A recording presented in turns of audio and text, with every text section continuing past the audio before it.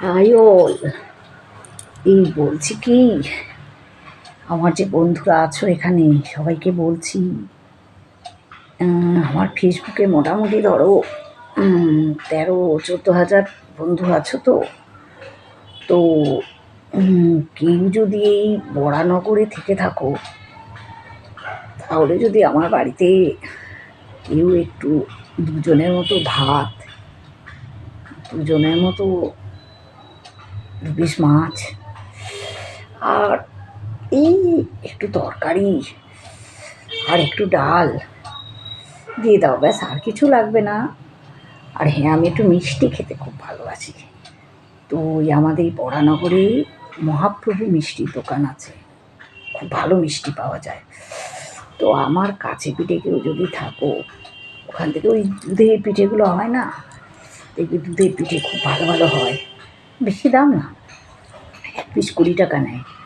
তো ওই 20 টাকা করে মিষ্টি যদি আমাকে আর আমার বরকে 1 পিস করে এনে দাও, তাহলে খুব ভালো হয়। কারণ এত ঠান্ডায় না আমি খাট থেকে নামতে পারছি না, আমি বুঝতে পারছি না ঠিক আমি কোথায় আছি।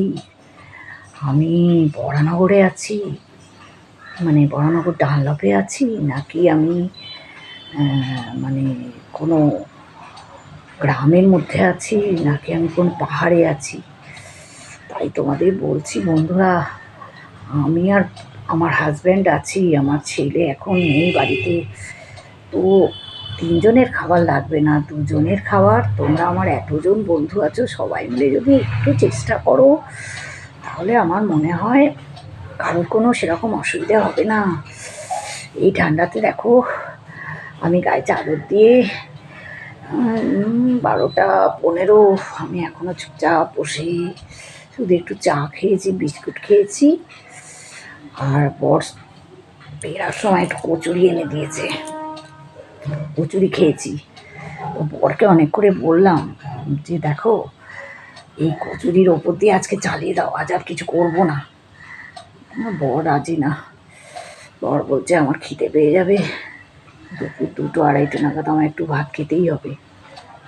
তো আমি ভাবলাম যে দেখি আমার বন্ধুদের বলে কেউ যদি আমার বাড়িতে একটু ভাত, ডাল আর 2 পিস মাছ পাঠিয়ে দেয়, আর একটু মিষ্টি, নলেন গুড়ের সন্দেশ বা রসগোল্লা হলেও চলবে।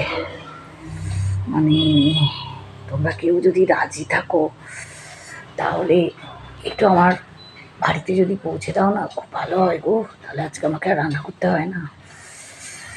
কি ভাবছো তোমরা, একটু আমাকে জানাও, হ্যাঁ বা না বলি।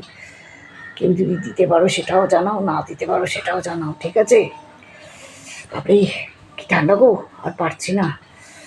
প্লিজ বলো কে দেবে আমাকে একটু পাঠিয়ে, ভাত ডাল আর মাছ আর মিষ্টি, ব্যাস, আর কিছু চাই না, খুব অল্প জিনিস চেয়েছি, ঠিক আছে?